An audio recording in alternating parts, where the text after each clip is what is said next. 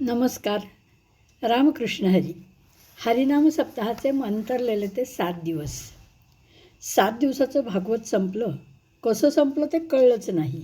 मध्ये विश्रांतीचा दिवस होता आणि मग हरिनाम सप्ताहाला प्रारंभ होता.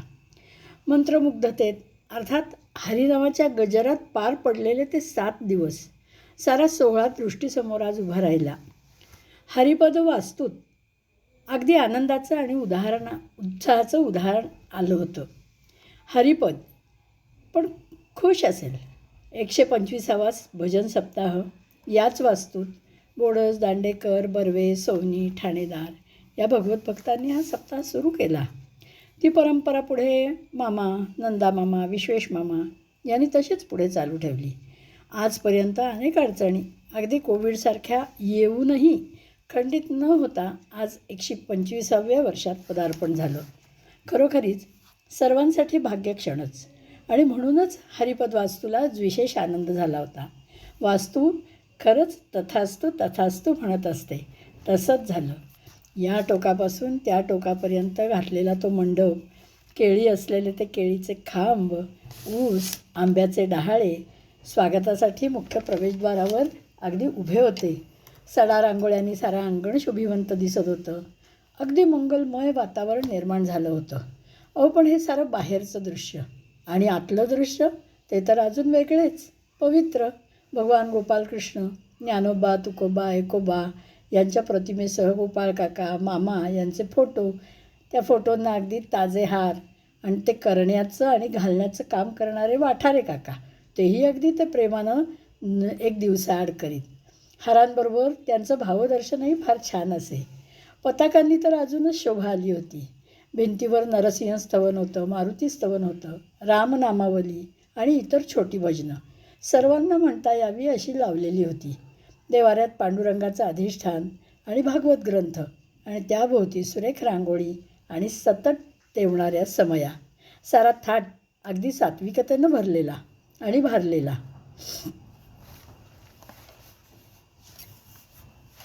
पहारा करणारे आणि तेवढ्याच उत्साहानं काम करणारे कार्यकर्ते पण. कुठल्याच गोष्टीची कमतरता नव्हती. आपल्याच घरचं कार्य समजून सारेजण अगदी तत्परतेनं आले होते आणि करत होते. उत्तम नियोजन पाहायला मिळालं. त्यामुळे हरिपद वास्तू अधिकच प्रसन्न झाली आणि आनंदानं या सर्वांचा आस्वाद घेणं चाललेलं होतं. प्रत्येक वर्ष कसं साजरं झालं ते त्या वास्तूला आठवतच असेल. 2 पिढ्या बदलल्या, काही गोष्टी तशाच होत्या आणि काही कालमानामुळे बदलल्या होत्या, पण मूळ गाभा मात्र हरिभक्तीचा तसाच होता. पहाटे 5ला सगळे तयार झाले. 6 वाजता सद्गुरुपूजन आणि वीणापूजन झालं. सप्ताहाला प्रारंभ झाला. अतिशय सुंदर भजनं आणि त्यातून मिळणारा अनुपमेय आनंद सर्वांनीच घेतला. तुकोबांचा एक अभंग मला त्यावेळेला आठवला. गायनाचे रंगी शक्ती अद्भुत हे अंगी, हेतो देणे तुमचे देवा, घ्यावी अखंडित सेवा. अंगी प्रेमाचे भरते, नेघे उतार चढते, तुका म्हणे वाणी प्रेमा अमृताची खाणी. खरंच पुढचे 7ही दिवस अभंग ऐकताना अगदी याची सतत प्रचिती येत होती. अगदी लहान मुलांपासून ते मोठ्या माणसांसह सारे या भक्ती नामयज्ञात सहभागी झाले होते.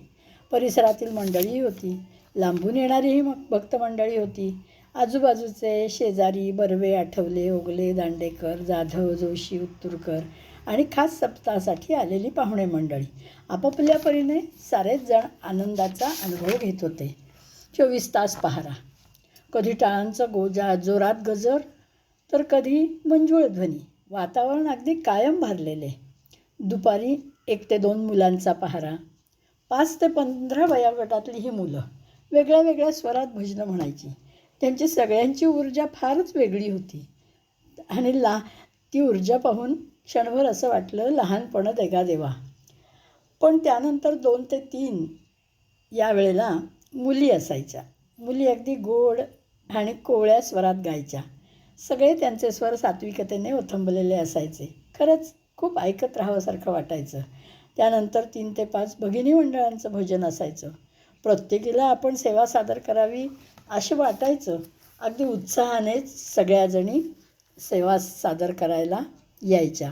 त्यामध्ये प्रौढा होत्या, तरुणी होत्या, बाला होत्या, सगळ्यांची वयं वेगळी, पण त्या हरिनामामुळे एक वेगळंच तेज सर्वांच्या चेहऱ्यावर दिसत होतं.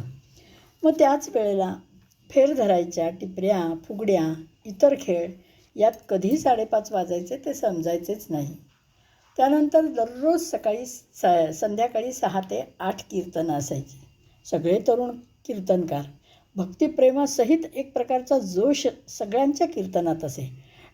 टाळकरी पण सारे तयारच. त्यामुळं कीर्तनाचं अंग, होय अंग हरिरूप, हा अनुभवही यायचा. सप्ताहाला साजेसे अभंग. मजा आली. छान झाली सगळ्यांची कीर्तनं. त्यानंतर रात्री 9:30 ते 10:30 हरिपाठ. तुकोबांच्या अनेक अभंगापैकी या अभंगाचं प्रत्यंतर मला कायम यायचं. काय बघा, वैष्णवा संगती सुख वाटे जीवा, आणि कमी देवा काही नेणे. गाये नाचे उडे आपुलिया छंदे, मनाच्या आनंद आवडीने. लाज भय शंका दुराविला मान, न कळे साधन या परते. तुका म्हणे आता आपुल्या सायासे, आम्हा जगदीशे सांभाळावे. अहो, रममाण होणं म्हणजे काय हे त्यावेळी समजायचं होत. प्रत्यक्ष हरिपाठात भाग घेणारेही आनंद घ्यायचे आणि बसून म्हणणारे, ऐकणारेही तेवढाच आनंद घ्यायचे. ते टाळ, ते अभंग आणि तो हरिनामाचा जल्लोष सारंच अवर्णनीय आणि अभूतपूर्व. नंतर कॉफीपान, मग 2:30 वाजोस्तपर्यंत भजन, मग 3 ते 5 घरातल्यांचा पहारा, 5ला पुन्हा नवदिवसाला सुरुवात, 10 ते 11 प्रवचन सेवा. प्रवचनकार पण मुरलेले. सगळ्या प्रवचनकारांनी घेतलेले अभंग अगदी सप्ताहाला साजेसे होते. नंतर भोजनातही दररोज नवीन नवीन पक्वान्ने, उदरभरणाची अगदी उत्तम सोय. पण त्यामुळे कायिक तेजही सर्वांना आले. अहो, पण हे सारे आपण ज्यांच्यामुळे अनुभवले, ती सप्ताह समिती आणि ज्यांनी या नामसप्ताहाची धुरा आपल्या खांद्यावर घेतली, ते ऋषिकेश मामा आणि अनुराधा मामी. मला एक आठवलं, तुकोबांचे जसे 15 टाळकरी परमभक्त होते, तसेच ऋषिकेश मामांचे पण रसाळ, दांडेकर बंधू, जोशी, वाठारे आणि समितीचे सारे सदस्य परमभक्त. त्यांच्याच सहकार्याने आणि भावाने हा नामसप्ताह उत्तम पार पडला. आपुल्या हिता दोघांचंही सर्वांच्यावर इतकं प्रेम की तो भाव मी 15 दिवस त्यांच्या तोंडून ऐकत होते. आपुल्या हिता जो असे जागता, धन्य माता पिता तयाची या. कुळी कन्यापुत्र होती जे सात्विक, तयाचा हरिख वाटे देवा. गीता भागवत करीती श्रवण, अखंड चिंतन विठोबाचे. तुका म्हणे मज घडो त्यांची सेवा, तरी माझ्या दैवा पार नाही. हो, अनुराधा मामी कशी, जे हवं ते देणारी, प्रत्येक गोष्टीत जाणीवपूर्वक लक्ष देऊन सगळ्या गोष्टींची माहिती आणि अनुभवानं समृद्ध असलेली, अनेक वर्षाच्या परिपाठाने तिला आलेले अनुभव आणि त्याच्यामुळे अगदी लोणच्यासारखी मुरलेली. ऋषिकेश मामा अनेक वर्ष सप्ताहाची धुरा समर्थपणे पेलणारा, तन्मयतेनं अभंग गाणारा, इतरांना आपल्यात सामावून घेणारा. दोघांनी अगदी सर्वांसह अतिशय उत्तम नियोजन केले. कोणत्याच प्रकारची कमी नाही. सारं यथास्थित.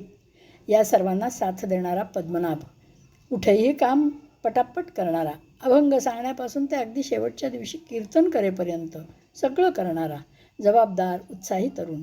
आणि त्याला साथ देणारी त्याची पत्नी, पटापट कामं करणारी, झाडणं, रांगोळ्या घालणं, पडेल ते काम करणं, अगदी या कुटुंबात एकरूप झालेली वैदेही. आणि त्यांची ती गोड कन्या, मधुर आवाज, त्याच्यात अभंग सांगणारी, सगळ्यात भाग घेणारी, अल्लड आणि निष्पाप अशी मैत्रिणी. निरंजन, मृणाल, शारंगधर, विजयालक्ष्मी, कपिल, श्रीनिधी, ऋषभ, त्याची पत्नी, रविदादा, भारतीताई गोडसे आणि इतर आलेली पाहुणे मंडळी सारे या उत्सवात आनंदाने सहभागी झाले होते. सगळ्यात भक्ती रसाचा परमोच्च बिंदू पाहायला मिळाला तो दिंडीत. अहो, हा दिंडी सोहळा म्हणजे काय, पंढरपूरच अवतरलं. दिंडी सोहळ्यामध्ये आणि दहीहंडीत कालाच्या भजनाचा आनंद इतका उत्तम होता की तो आनंद घेतल्यानंतर दिंडी निघाली, नगर प्रदक्षिणेला निघाली. पद्मनाभ, निरंजन, ऋषभ, श्रीनिधी, कपिल आणि बाकीचे कार्यकर्ते, उत्तम नियोजन, अगदी पाण्याच्या बाटल्यात देण्यापासून ते घेण्यापर्यंत. रस्ताभर रांगोळ्या, त्यांनी सजवलेल्या त्या रांगोळीनं पालखीचं स्वागत. मग पुढे गणपती, अंबाबाई, दत्त, सगळी करून पालखी मंदिर परिसरात आली आणि हरिनामाचा गजर, टाळ मृदुंगाची साथ आणि अभंग सारंच कसं प्रेक्षणीय आणि विलोभनीय. पूर्ण उत्तम कार्यक्रम जो झाला तो केवळ आणि केवळ गोपालकाल्याचा हा जो कार्यक्रम झाला तो अगदी हरिनामाचा गजरानं परिपूर्ण झाला. त्यानंतर गोपाळकाल्याचा गोड प्रसाद घेऊन सगळे वारकरी आपापल्या घरी आनंदाने पोचले. अनुराधा मामीनं अतिशय सुंदर आणि निगुतीनं गोपाळकाला केला होता. मग 7व्या दिवशी पद्मनाभाच्या कीर्तनाने उत्सवाची सांगता झाली. त्यानं घेतलेला अभंग तर फारच योग्य होता. तो अशासाठी तो जणू काही बोडस कुटुंबियांसाठीच होता. जे सुख क्षीरसागरी आई की जे ते या वैष्णवा मंदिरी देखी जे. आणि जे आपल्याला सगळं तिथे बघायला मिळालं बघा. नामघोष बघायला मिळाला, दिंड्या बघायला मिळाल्या, पताका बघायला मिळाला, तुळशी वृंदावनं, संकीर्तनं आणि खरोखरच जे भानुदासांनी केलेलं वर्णन आहे ते सगळं वर्णन या कुटुंबासाठी अगदी तसंच्या तसं लागू पडत होतं. तो दिवस संपला आणि पहाटे दुसऱ्या दिवशी 5 वाजता काकड्याचं अतिशय उत्तम भजन झालं. ते भजन झाल्यानंतर मागणं मागून सर्वजण भावावस्थेत गेले. सप्ताह पूर्ण झाल्याचा आनंद प्रत्येकाच्या चेहऱ्यावर होताच, पण परिपूर्णतेचे आसूही होते. 125 वर्ष एखादी परंपरा चालू ठेवणं काही सोपं आणि साधं काम नाही बरं. त्यासाठी नामातून मिळणारी ऊर्जाच हे परत परत घडून आणते. ही भक्तिगंगा गेले 125 वर्ष अखंड वाहत राहिली. तशीच अखंड वाहत राहो आणि आपणही सर्वजण असेच या भक्तिप्रेमाचा आस्वाद घेत राहू. असा हा नामसंकीर्तनातला समरसतेचा आनंद घेऊन मी माझ्या घरी परत आले. नमस्कार. रामकृष्ण हरी.